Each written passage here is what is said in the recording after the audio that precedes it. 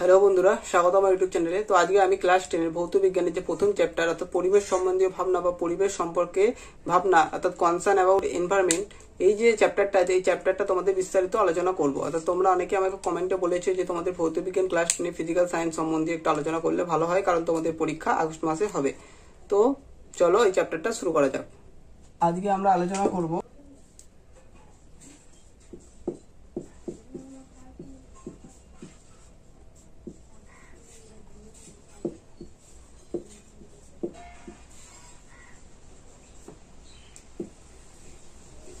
বা concern about পরিবেশের জন্য ভাবনা। এই চ্যাপ্টারটা আমরা আলোচনা করব তিনটে ধাপে, অর্থাৎ তিনটে ভাগে একে ভাগ করে নিই। প্রথম এক করব আমি বায়ুমণ্ডলের গঠন,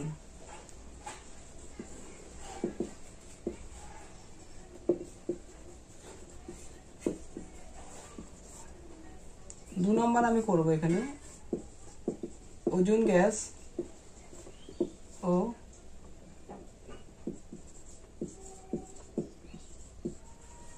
গ্রিন হাউস এফেক্ট। নাম্বার হবে স্থিতিশীল উন্নয়ন। এই তিনটে ভাগে আমি এই চ্যাপ্টারটাকে আলোচনা করব। তো তোমরা গোটা ভিডিওটা দেখতে থাকো এবং কোন জায়গাটা অসুবিধা হবে সেটা তোমরা বলো আমাকে। তো চলো প্রথম আমরা শুরু করব বায়ুমণ্ডলের যে গঠন, সে বায়ুমণ্ডলের গঠন। বায়ুমণ্ডলের গঠন, বায়ুমণ্ডলের গঠন এই ব্যাপারটা নিয়ে আলোচনা করছি। তো প্রথমে দেখো, ধরো নাও এই ব্যাপারটা হচ্ছে আমাদের পৃথিবী, ঠিক আছে? এটা হচ্ছে আর্থ।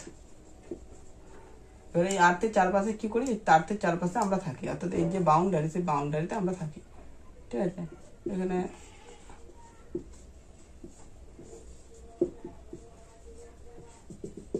এই চারপাশে আমরা আছি। এবার এই চারপাশ থেকে প্রায় 1000 কিলোমিটার অব্দি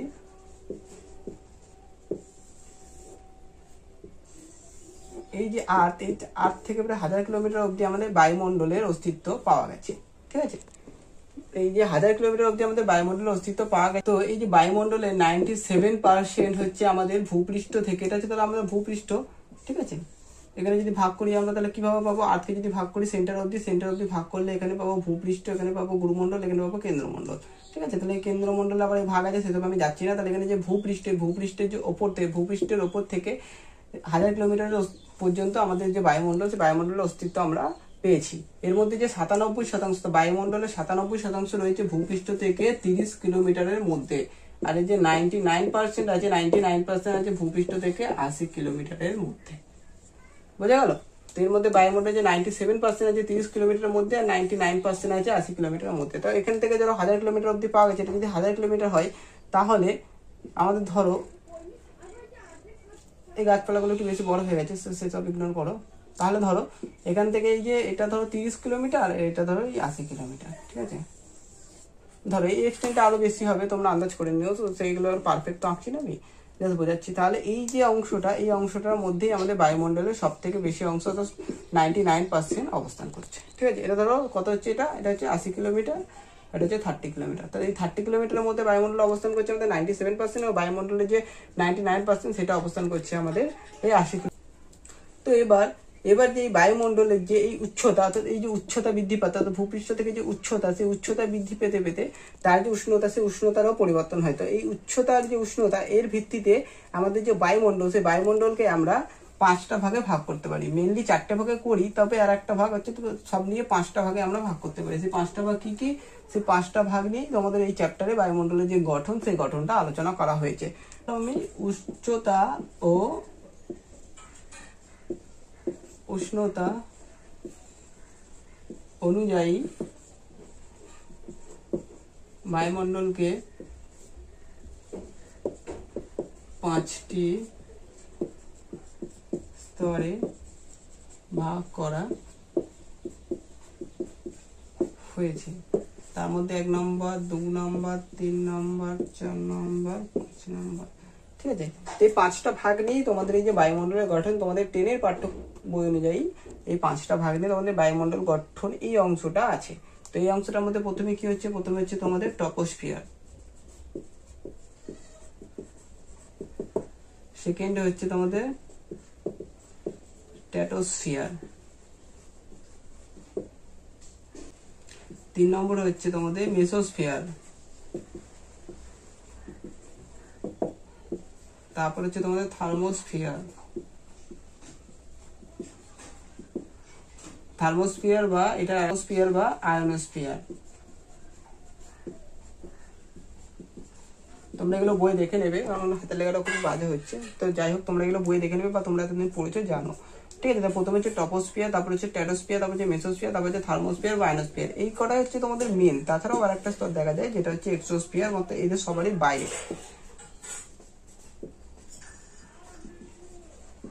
উচ্চতা এবং উষ্ণতা অনুযায়ী, ঠিক আছে, বায়ুমণ্ডলকে সেই 5টা ভাগ নিয়ে তোমাদের এই বায়ুমণ্ডলের গঠন চ্যাপ্টারটা। তো এই বায়ুমণ্ডলের গঠন যে চ্যাপ্টারটা কি কি হচ্ছে, troposphere, stratosphere, mesosphere, thermosphere, exosphere বা ম্যাগনেটোস্ফিয়ার। এই 5টা ভাগ এবার আমি তোমাদেরকে একে একে আলোচনা করব ধরে ধরে, তো তোমরা এই ব্যাপারটা বুঝে যাবে। তো ঠিক আছে, তো প্রথমে আমরা আসছি এই যে টপোস্ফিয়ার। এই টপোস্ফিয়ারের যে কিছু বৈশিষ্ট্য, সেই বৈশিষ্ট্য প্রথমে আমরা দেখে নিই, অর্থাৎ টপোস্ফিয়ার সম্বন্ধে একটু আমরা আলোচনা করবো। তো টপোস্ফিয়ারের উচ্চতা কত হবে? টপোস্ফিয়ারের যে উচ্চতা, সেই উচ্চতা আমরা ধরবো 10 থেকে 12 কিলোমিটার, ঠিক আছে। এটা হবে গড়ে, কারণ এটা বিভিন্ন জায়গায় চেঞ্জ হতে থাকে। প্রথম তোমার নিরক্ষীয় অঞ্চল, যে নিরক্ষীয় অঞ্চলে এটা কখনো 17 কিলোমিটার এরকম হয়ে যায়, আবার কখনো যে মেরু অঞ্চলে আবার সেটা 9 কিলোমিটার এরকম হয়, ঠিক আছে। তো সুতরাং এটা চেঞ্জ। তোমাদের যদি এরকম প্রশ্ন আছে যে টপোস্ফিয়ারের উচ্চতা কত, তোমরা লিখবে 10 থেকে 12 কিলোমিটার গড়ে, ঠিক আছে, এটা লিখলেই হবে। এর উচ্চতা হচ্ছে 10 থেকে 12 কিলোমিটার গড়ে। এবারে যে কিছুটা অংশ 10 থেকে 12 কিলোমিটারের ওপরে, অর্থাৎ এই যে অংশটা, সেই অংশটাকে বলে ট্রপোপোজ, ঠিক আছে। 10 থেকে 12 কিলোমিটারের কিছুটা ওপরে, অর্থাৎ এই যে 10 থেকে 12 কিলোমিটার এই যে অংশটা, এই অংশটা থেকে এই কিছুটা ওপরে, কিছুটা স্থান পর্যন্ত, এখানে যেহেতু টপোস্ফিয়ার আর স্ট্র্যাটোস্ফিয়ার এই দুটো স্তরের মিলন ঘটে, যেহেতু কিছুটা স্তর পর্যন্ত কি হয়, এই কিছুটা জায়গা এখানে কোনো রকমের বায়ুর সঞ্চালন হয় না, ঠিক আছে, বা কোনো কিছু চেঞ্জ হয় না। তো এই ব্যাপারটাকে আমরা বলি ট্রপোপজ। প্রত্যেকটা স্তরেরই কিছুটা ওপরে, অর্থাৎ যেখানে দুটো স্তর একত্রে মিলিত হচ্ছে বা একত্রে শুরু হচ্ছে, একটা স্তর শেষ হয়ে আর একটা স্তর, সেই যে অংশটা, সেই অংশটাকে আমরা বলবো একটা করে পজ, অর্থাৎ সেখানে আবহাওয়া সবসময় স্থির থাকবে, ঠিক আছে। তো এইটা অংশটাকে বলা হয় ট্রপোপজ। তো এটা আমি আসছি আরো পরে। এর যে উচ্চতাটা গেল আমার 10 থেকে 12 কিলোমিটার গড়ে, ঠিক আছে। এবার এই উচ্চতার পরে এর যে মানে এই অংশটা হচ্ছে আমাদের সব থেকে ভূপৃষ্ঠের মানে একদম কাছাকাছি অংশ, এই অংশটাতে সবকিছু হয়, এই জন্য ক্ষুব্ধমণ্ডল বলা হয়, ক্ষুব্ধমণ্ডল বলা হয়। কারণ এখানে ঝড়, বৃষ্টি, মেঘ, আবহাওয়ার যাবতীয় পরিবর্তন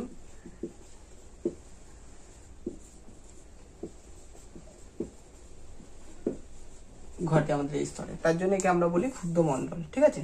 এই স্তরটাকে আমরা বলি ক্ষুব্ধমণ্ডল। আবার কখনো কখনো এই স্তরে সীমাবদ্ধ না থেকে ঝড়, বৃষ্টি, মেঘ এগুলো তার যে উপরের স্তর, স্ট্র্যাটোস্ফিয়ার, সেই স্ট্র্যাটোস্ফিয়ারেও যেতে পারে, ঠিক আছে। তাহলে উচ্চতা গেল এবং একে আমরা ক্ষুব্ধমণ্ডল বলি, সেটা গেল। এবার গ্যাসীয় উপাদান, সেই গ্যাসীয় উপাদান নিয়ে একটু জেনে নিই। এখানে কি কি গ্যাস অবস্থান করে, অর্থাৎ এই টপোস্ফিয়ারে। তো টপোস্ফিয়ারে আমাদের সাধারণত নাইট্রোজেন গ্যাস অবস্থান করে, অক্সিজেন গ্যাস অবস্থান করে, কার্বন ডাই অক্সাইড গ্যাস অবস্থান করে, এছাড়াও H2 অর্থাৎ আমাদের যে জলীয় বাষ্প, সেই জলীয় বাষ্প অবস্থান করে। তো এই সমস্ত গ্যাসীয় উপাদান এই স্তরটাতে আমাদের দেখা যায়। তো nitrogen, oxygen, carbon die oxide ও জলীয় বাষ্প। এরপরে এই যে বৈশিষ্ট্য, সেই বৈশিষ্ট্যতে আমরা রাখতে পারি যে উষ্ণতার পরিসর, সেই উষ্ণতার পরিসরটা, অর্থাৎ এর উচ্চতা বৃদ্ধি এই স্তরে, অর্থাৎ টপোস্ফিয়ার স্তরে উচ্চতা 10 থেকে 12 কিলোমিটার স্তরে উচ্চতা, ঠিক আছে, বৃদ্ধির সাথে সাথে উষ্ণতা ও চাপ, মানে এই যে উচ্চতা বৃদ্ধির সাথে সাথে উষ্ণতা ও চাপ হ্রাস পায়, এর হচ্ছে এটা মেন বৈশিষ্ট্য। উচ্চতা যদি প্লাস হয় তাহলে এটা হবে মাইনাস। উচ্চতা বৃদ্ধির সাথে সাথে উষ্ণতা ও চাপ হ্রাস পাবে। তো এখানে যে বললাম, এই উচ্চতা বৃদ্ধির সাথে সাথে এই যে উষ্ণতা কমে যাচ্ছে, সেই উষ্ণতা মানে কমার যে হার, সেই হারটা হচ্ছে প্রতি কিলোমিটারে 6.4 ডিগ্রি সেন্টিগ্রেড হারে উষ্ণতা হ্রাস পায়, ঠিক আছে। 6.4 ডিগ্রি, আবার কোনো কোনো বই আছে দেখবে 6.5 ডিগ্রি সেন্টিগ্রেড। তো এটা কোনো ব্যাপার না, তোমরা 6.45 যাই লিখবে সেটাই ঠিক। 5 ডিগ্রি সেন্টিগ্রেড হারে প্রত্যেক কিলোমিটারে, অর্থাৎ প্রত্যেক কিলোমিটার বা 1000 মিটারে উচ্চতা বৃদ্ধির সাথে সাথে এত 6.4 ডিগ্রি সেন্টিগ্রেডের উষ্ণতা হ্রাস পায়। তো এই ব্যাপারটা কি দেখো, এই যে আমরা এবার টপোস্ফিয়ারটার অবস্থানটা দেখে নেবো। ধরো এই জায়গাটা থেকে টপোস্ফিয়ারের অবস্থান, ঠিক আছে। এবার উচ্চতা ধরো এইদিকে আমি উচ্চতা রেখেছি 5, 10, 15, 20, 30। এবার এইদিকে হচ্ছে আমাদের যে উষ্ণতা, সে উষ্ণতা রেখেছি। এদিকে বাড়ছে 0, 20, এদিকে সব মাইনাসে আছে ভ্যালু। সুতরাং এই দিক থেকে যদি আবার আমরা এখানটায় হচ্ছে আমাদের টপোপোজ, বাট এই সীমানা পর্যন্ত 10 থেকে 12 কিলোমিটার অব্দি আমাদের যে টপোস্ফিয়ার স্তরটা অবস্থান করে। তো এই দিক থেকে যদি আমি এইদিকে আসি, তাহলে কি হচ্ছে, এদিক থেকে এইদিকে এলে আমাদের উষ্ণতা হ্রাস পাচ্ছে, এদিক থেকে এদিকে আমাদের উষ্ণতা হ্রাস পাচ্ছে, আর কি হচ্ছে উচ্চতা বৃদ্ধি পাচ্ছে, কারণ আমি ওপর দিকে যাচ্ছি। তো এই ওপর দিকে গেলে এই ব্যাপারটা আমাদের এরকম আসবে, ঠিক আছে। এই ব্যাপারটা আমাদের এরকম আসবে। এরকম কতটা আসবে, এরকম এসে এই যে উষ্ণতা তোমাদের বই দেখবে আছে, এর উষ্ণতা এই এতটা, ঠিক আছে। মানে হচ্ছে উষ্ণতা উচ্চতা বাড়ার সাথে সাথে 10 থেকে 12 কিলোমিটার যে অবস্থান, সেই 10 থেকে 12 কিলোমিটার অবস্থান যখনই আসছে, সেই 10 থেকে 12 কিলোমিটার অবস্থান আস্তে আস্তে তার যে উষ্ণতা সেটা কমে একদম 60 ডিগ্রির কাছাকাছি চলে আসে, ঠিক আছে। 60 ডিগ্রির কাছাকাছি চলে আসে, এবং তারপরে কিছুটা অংশ কোনো রকম কোনো চেঞ্জ হয় না, ঠিক আছে। তারপরে কিছুটা অংশ কোনো রকম কোনো চেঞ্জ হয় না। এই অংশটা কি হচ্ছে, এই অংশটা হচ্ছে তোমাদের টপোপোজ বা দুটো সীমানার যে মধ্যবর্তী অংশ, সেটা হচ্ছে তোমাদের, এটা হলো আমাদের টপোস্ফিয়ার। টপোস্ফিয়ারের লাইন, অর্থাৎ উচ্চতা বৃদ্ধির সাথে সাথে উষ্ণতা হ্রাস পাচ্ছে। দেখো উষ্ণতা এদিকে হ্রাস পাচ্ছে 20, 0, এখানে ধরো 15 থেকে শুরু করেছিলাম, 15, 0, 20, 40, আর তার সাথে তো উচ্চতা বৃদ্ধি পাচ্ছে। এটা ধরো 0 ছিল, এটা 1 কিলোমিটার, 2 কিলোমিটার, 3, 4, 5, 6, 7, 8, 9, 10, 11, 12 এইরকম কিলোমিটার। তো তোমরা আশা করছি এই ব্যাপারটা বুঝতে পারলে, ঠিক আছে। তো এটা হচ্ছে এই যে টপোস্ফিয়ার স্তরের যে বৈশিষ্ট্য, সেই টপোস্ফিয়ার স্তরের যে বৈশিষ্ট্য, সেই বৈশিষ্ট্য হচ্ছে এটাই। তাহলে কি কি হলো একবারে যদি আমি মনে করার চেষ্টা করি, সেগুলো হচ্ছে প্রথমে এটা 10 থেকে 12 কিলোমিটার, এর হচ্ছে গড় উচ্চতা, এর হচ্ছে উচ্চতা বৃদ্ধির সাথে সাথে উষ্ণতা হ্রাস পাবে। প্রত্যেক কিলোমিটার উচ্চতা বৃদ্ধির সাথে সাথে 6.4 ডিগ্রি বা 6.5 ডিগ্রি সেন্টিগ্রেডে উষ্ণতা হ্রাস পাবে। এর গ্যাসীয় উপাদান হচ্ছে nitrogen, oxygen, carbon die oxide এবং হচ্ছে জলীয় বাষ্প, ঠিক আছে। এটা 10 থেকে 12 কিলোমিটার যে উচ্চতা, সেই উচ্চতার কিছুটা ওপরে এই দুটো স্তর, টপোস্ফিয়ার এবং স্ট্র্যাটোস্ফিয়ার, এই দুটো স্তর মিলিত হচ্ছে বলে এই জায়গাটা আবহাওয়া শান্ত থাকে, এবং একে বলে টপোপোজ, ঠিক আছে। আর এটাকে ক্ষুব্ধমণ্ডলও বলা হয়, কারণ এই অংশে সব থেকে বেশি ঝড় ঝাপটা সবকিছু এই অংশে দেখা যায়, তার জন্য একে ক্ষুব্ধমণ্ডল বলা হয়। আবার সেই ঝড় ঝাপটার যে ব্যাপার স্যাপার, সেই ব্যাপার স্যাপার আবার এই যে টপোস্ফিয়ার, এই টপোস্ফিয়ার থেকে আবার এটা হচ্ছে তাহলে টপোস্ফিয়ার থেকে স্ট্র্যাটোস্ফিয়ার স্তরেও যেতে পারে। তো এটা হয়ে গেল আমাদের টপোস্ফিয়ার। এরপরে আমরা আসবো স্ট্র্যাটোস্ফিয়ার। আশা করছি তোমরা বুঝতে পারছো, বুঝতে না পারলে তোমরা বলো। তো এবার যে পরবর্তী হচ্ছে সেটা হচ্ছে আমাদের স্ট্র্যাটোস্ফিয়ার, অর্থাৎ 2 নম্বরে ছিল স্ট্র্যাটোস্ফিয়ার।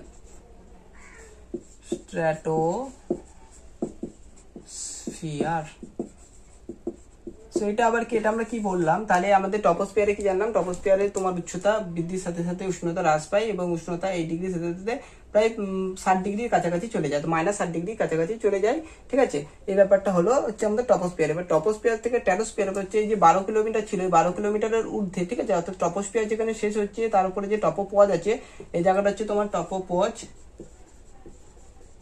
ঠিক আছে। এই অংশটা টপোপজ, এই অংশটার উপর থেকে আমাদের কি হচ্ছে, এই অংশটার উপর থেকে শুরু হচ্ছে আমাদের যে স্ট্র্যাটোস্ফিয়ার, সেই স্ট্র্যাটোস্ফিয়ার কতটা পর্যন্ত বিস্তৃত, এর যে উচ্চতা, এই উচ্চতা তোমাদের বই দেখবে 45 কিলোমিটার প্রায় লেখা আছে গড় গভীরতা, ঠিক আছে। গড় উচ্চতা 45 কিলোমিটার প্রায়, বা এটা বিভিন্ন জায়গায় বিভিন্ন রকম চেঞ্জ হবে, অন্যান্য বইয়ে এটা 48 কিলোমিটার এরকম চেঞ্জ আছে, ঠিক আছে। তো তোমরা মোটামুটি 45 থেকে 48 সেটা লিখতে পারো। তো 45 কিলোমিটার ধরে নিয়ে আমরা এগাচ্ছি, 45 কিলোমিটার উচ্চতা, ঠিক আছে। এই ব্যাপারগুলো চেঞ্জ হতে থাকে, এই জন্য কোনো এক্সাক্ট ভ্যালু তোমরা পাবে না, ঠিক আছে। তো 45 কিলোমিটার উচ্চতা কি হচ্ছে, এর উচ্চতা হচ্ছে 45 কিলোমিটার। এবার এর যে এই তাপমাত্রা, ঠিক আছে, ওই ব্যাপারটা কি হবে, এর তাপমাত্রা উচ্চতা বৃদ্ধির সাথে সাথে হ্রাস পাবে, ঠিক আছে। তো তাপমাত্রা উচ্চতা বৃদ্ধির সাথে সাথে হ্রাস পাবে, ওকে।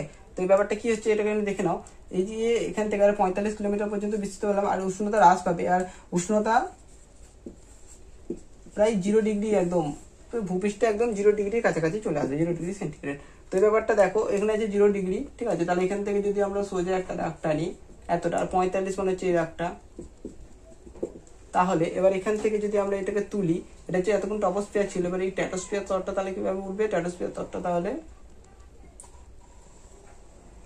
এই জায়গাটা এসে শেষ হবে, ঠিক আছে। তাহলে এই জায়গাটা কি হলো, স্ট্র্যাটোস্ফিয়ার, তো কি হলো, উচ্চতা বৃদ্ধির সাথে সাথে উষ্ণতা বেড়ে গেল। ঠিক আছে, এখানে দেখো 60 ডিগ্রি ছিল, -60 ডিগ্রি, এটা বেড়ে বেড়ে উচ্চতা বৃদ্ধির সাথে সাথে এটা বাড়লো, এটা বাড়তে বাড়তে বাড়তে বাড়তে এটা কত হয়ে গেল, 0 ডিগ্রি সেন্টিগ্রেডে চলে গেল এবং 40 থেকে 45 কিলোমিটার মধ্যে এর অবস্থান। আবার এই যে ট্র্যাটোস্ফিয়ারের উপরে তাহলে আমরা কি আছে, টপোস্ফিয়ার, ট্র্যাটোস্ফিয়ার, মেসোস্ফিয়ার, থার্মোস্ফিয়ার। তো মেসোস্ফিয়ার স্তরটা যে আছে, সেই মেসোস্ফিয়ার স্তরটা আবার এর কিছুটা অংশ, অর্থাৎ দুজনের যে সংযোগস্থল, সেই সংযোগস্থলের কিছুটা অংশ কি হবে আবার স্ট্র্যাটোপজ। ঠিক আছে, এই যে কিছুটা অংশ, এই অংশটা হচ্ছে বাতাসের কোনো রকম পরিবর্তন হবে না, এটা হচ্ছে স্ট্র্যাটোপজ। ঠিক আছে, তাহলে এই দুটো বৈশিষ্ট্য গেল। এছাড়াও এই যে আর বৈশিষ্ট্য আছে, এটাকে আমরা এক শান্ত মণ্ডল বলবো। এর আগেরটাকে আমরা কি বললাম, টপোস্ফিয়ারকে আমরা বললাম, এটাকে আমরা বললাম তোমার ক্ষুব্ধ মণ্ডল, এটাকে আমরা বলবো শান্ত মণ্ডল। কারণ এই অবস্থায় আবহাওয়া প্রায় শান্তই থাকে। ঠিক আছে, শান্ত মণ্ডল, কোন রকম ঝড় ঝাপটা এইসব দেখা যায় না। তার জন্য এখানে যে সমস্ত প্লেন, সেই প্লেন বা হেলিকপ্টার, সেই ব্যাপার স্যাপারগুলো এই স্তরের মধ্য দিয়ে যাতায়াত করে। ঠিক আছে, এই ব্যাপারটা।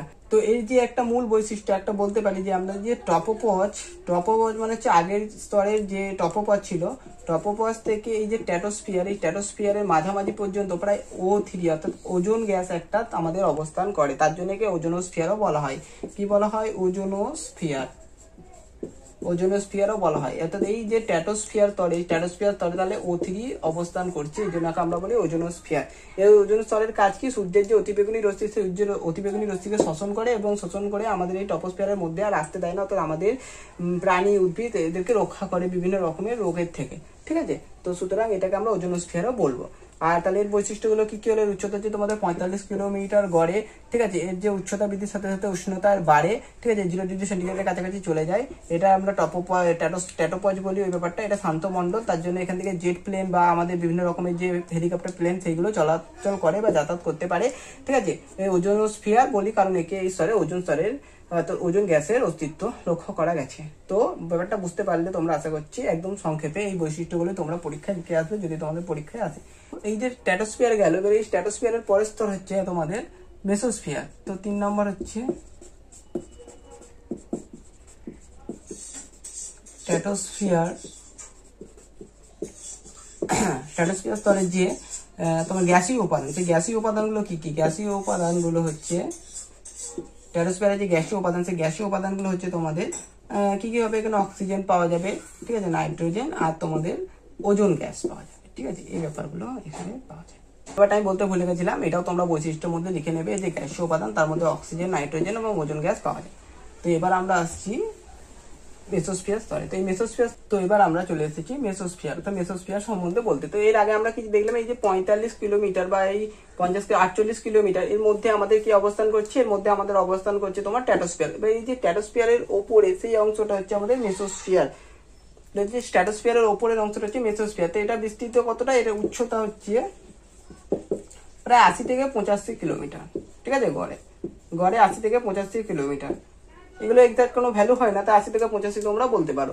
ঠিক আছে, এবার এই যে স্তরে উষ্ণতা, এর উচ্চতা বৃদ্ধির সাথে সাথে কি হবে, উচ্চতা যত প্লাস হবে, বৃদ্ধি পাবে, তত উষ্ণতা নেগেটিভ হবে, কমে যাবে। তাহলে আমরা প্রথম স্তরে কি দেখলাম, টপোস্ফিয়ারে দেখেছিলাম উচ্চতা বাড়ার সাথে উষ্ণতা কমছে। তারপরে ট্র্যাটোস্ফিয়ারে দেখলাম উচ্চতা বাড়ার সাথে উষ্ণতা বৃদ্ধি পাচ্ছে। এই দেখো, এখানে উষ্ণতা কমেছিল, এখানে উষ্ণতা বৃদ্ধি পেলো। আবার আমরা দেখবো উষ্ণতা কমবে। এবার কত কম হয়, প্রায় 100 ডিগ্রি, -100 ডিগ্রি সেন্টিগ্রেডের কাছাকাছি উষ্ণতা চলে যায়। হ্যাঁ দেখো, তাহলে কি হবে, এই ট্র্যাটোস্ফিয়ার থেকে যদি আমরা এই -100 ডিগ্রি হচ্ছে এই জায়গাটা, ঠিক আছে, তাহলে এই জায়গাটা একটা এরকম দাগ টানি, তার এই জায়গাটা আর এই যে 85 কিলোমিটার এই জায়গাটা এরকম দাগ টানি, তাহলে এটা কি হবে, তাহলে এটা এখান থেকে উঠে কিছুটা স্তর পর্যন্ত স্থির থাকবে। কিছুটা স্তর স্থির থাকার পর এই ব্যাপারটা এরকম ভাবে চলে আসবে।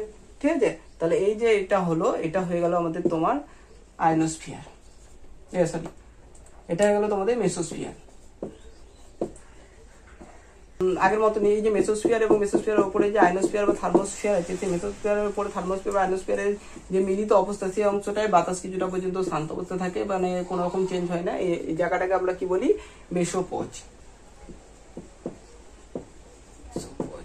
এইটা বলি। ঠিক আছে, তাহলে এর কি কি বৈশিষ্ট্য, উচ্চতা হচ্ছে তোমার 80 থেকে 85 কিলোমিটার হবে। উচ্চতা বৃদ্ধির সাথে সাথে যে উষ্ণতা, সেই উষ্ণতা হ্রাস পাবে। ঠিক, তো এটা দেখো একটা শীতলতম অঞ্চল, মানে সব থেকে শীতলতম, এর উষ্ণতা দেখো -100 ডিগ্রি সেন্টিগ্রেড। তো এটা আমরা বলতে পারি শীতলতম অঞ্চল। ঠিক আছে, সব থেকে। এবং এরপরে এর বৈশিষ্ট্যের যে উপাদান, সেই উপাদানগুলো কি কি, তো গ্যাসীয় যে উপাদান, সেই গ্যাসীয় উপাদান Na2O2 N2 O2 প্লাস আর NO প্লাস। তো এই ব্যাপারগুলো হচ্ছে এর গ্যাসীয় উপাদান, ঠিক আছে। তো এটা হলো মেসোস্ফিয়ার, শীতলতম অংশ 80 থেকে 85 কিলোমিটার গড় উচ্চতা। এর যে তাপমাত্রা সেটা উচ্চতা বৃদ্ধির সাথে সাথে কি হবে, উচ্চতা বৃদ্ধির সাথে সাথে কমে আসবে -100 ডিগ্রি সেন্টিগ্রেডের কাছাকাছি। সুতরাং এর সব থেকে শীতলতম অঞ্চল। আর এর যে গ্যাসীয় উপাদান সেগুলো হচ্ছে এগুলো। তো এর পরবর্তী স্থানে যেটা আছে আয়নোস্ফিয়ার বা থার্মোস্ফিয়ার, সেই ব্যাপারটা এবার আমরা দেখে নেব। সেটা হচ্ছে থার্মোস্ফিয়ার বা আয়নোস্ফিয়ার। তো এই ব্যাপারটা কি, এই ব্যাপারটা তাহলে আমাদের আগের স্তর হচ্ছে মেসোস্ফিয়ার। মেসোস্ফিয়ার থেকে এই যে, ঠিক আছে, এর প্রায় 85 এর উচ্চতা কত হবে, এর উচ্চতা হবে যে 85 কিলোমিটার পর্যন্ত ওটা ছিল। 80 থেকে 85 কিলোমিটার থেকে প্রায় 500 কিলোমিটার পর্যন্ত দেখবে তোমাদের বই লেখা আছে এর উচ্চতা। সুতরাং এর উচ্চতা হচ্ছে, এর উচ্চতা বৃদ্ধির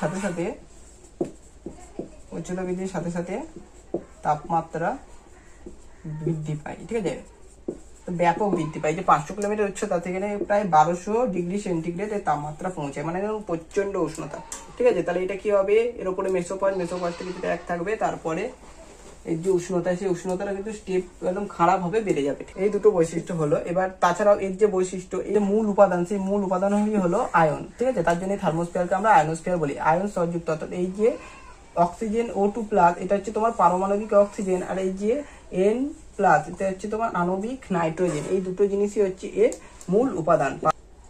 পারমাণবিক অক্সিজেন এবং আণবিক নাইট্রোজেন, এই ব্যাপারগুলো কি শোষণ করে, এক্স রশ্মি, গামা রশ্মি, এই সমস্ত রশ্মিগুলোকে এরা শোষণ করে। এক্স রে, ঠিক আছে, গামা রশ্মি এগুলোকে শোষণ করে, ঠিক আছে। তার জন্য এর প্রচন্ড পরিমাণে উষ্ণতা, আর মানে পুরো বেশি থাকে 1200 ডিগ্রি সেন্টিগ্রেডের কাছাকাছি। এছাড়াও এর আর একটা বৈশিষ্ট্য কি, এই স্তর থেকে রেডিও যে ফ্রিকোয়েন্সি, সেই ফ্রিকোয়েন্সিটি প্রত্যাবর্তন করে, যার ফলে আমরা রেডিও শুনতে পাই, ঠিক আছে। তো রেডিও ফ্রিকোয়েন্সি,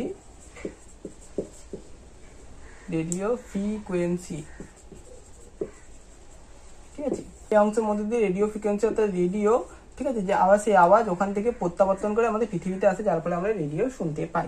তো এটা গেল থার্মোস্ফিয়ার। তো এটা গেল তোমাদের থার্মোস্ফিয়ার, অর্থাৎ উচ্চতা বৃদ্ধির সাথে সাথে উষ্ণতা প্রচুর পরিমাণে বাড়ে, ঠিক আছে। এছাড়াও এখানে প্রচুর পরিমাণে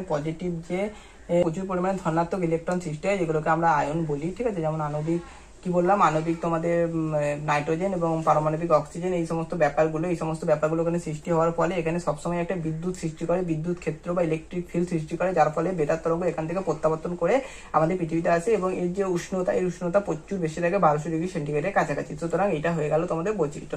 এরপরে লাস্টলি তোমাদের আর একটা যে বায়ুমণ্ডলের স্তর ছিল, সেটা হচ্ছে তোমাদের এক্সোস্ফিয়ার, ঠিক আছে। এক্সোস্ফিয়ার।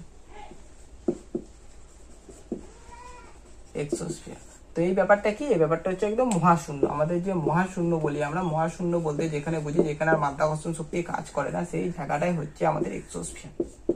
তা বিস্তৃত করছে এক্সোস্ফিয়ার, এবং এক্সোস্ফিয়ারকে আমরা মহাশূন্য বলি। এই স্তরে কি হয়, এই স্তরে যে সমস্ত স্যাটেলাইট, ঠিক আছে, কৃত্রিম উপগ্রহ, সেগুলো ভাসমান অবস্থায় থাকে। এর যে উষ্ণতা, সেটা 1200 ডিগ্রি সেন্টিগ্রেডেরও বেশি হয়, ঠিক আছে। তো এই ব্যাপারটাই হচ্ছে আমাদের এক্সোস্ফিয়ার। সংক্ষেপে কি হলো, এই 500 কিলোমিটারের ওপরে এর অবস্থান করে, ঠিক আছে, একদম 1200 ডিগ্রি সেন্টিগ্রেডের ওপর এর উষ্ণতা হয়। এছাড়াও এর যে এটাকে মহাশূন্য মনে করি, এখানে কৃত্রিম উপগ্রহরা ভাসমান অবস্থায় বিরাজ করে। এই হলো আমাদের মহাশূন্য বা এক্সোস্ফিয়ার। তো এই 5টা স্তর তোমাদের ছিল বায়ুমণ্ডলের গঠন। আমরা পরিবেশের জন্য ভাবনা চ্যাপ্টারকে 3 ভাগে ভাগ করেছিলাম। 1 নম্বর হচ্ছে বায়ুমণ্ডলের গঠন, এছাড়া তোমাদের 2 নম্বরে ছিল ওজোন স্তর এবং যে গ্রিন হাউস এফেক্ট, সেই ব্যাপারটা ছিল। আর 3 নম্বর ছিল তোমাদের সাস্টেনেবল ডেভেলপমেন্ট বা স্থিতিশীল উন্নয়ন। তো আজকে আমি এটা বললাম, বাকি দুদিনে বাকি পরের দিন তোমাদের এইগুলো আমি বুঝিয়ে দেবো, এবং তার পরবর্তী চ্যাপ্টারগুলো আস্তে আস্তে বুঝিয়ে দেবো। তোমাদের যেহেতু আগস্টে পরীক্ষা, তোমার আগস্টের মধ্যে আমি তোমাদের এই ব্যাপারগুলো, তোমরা যারা বলেছি এই ব্যাপারগুলো একটু বুঝিয়ে দেবো, ভৌতবিজ্ঞানের সেই ব্যাপারগুলো আমি বুঝিয়ে দেবো।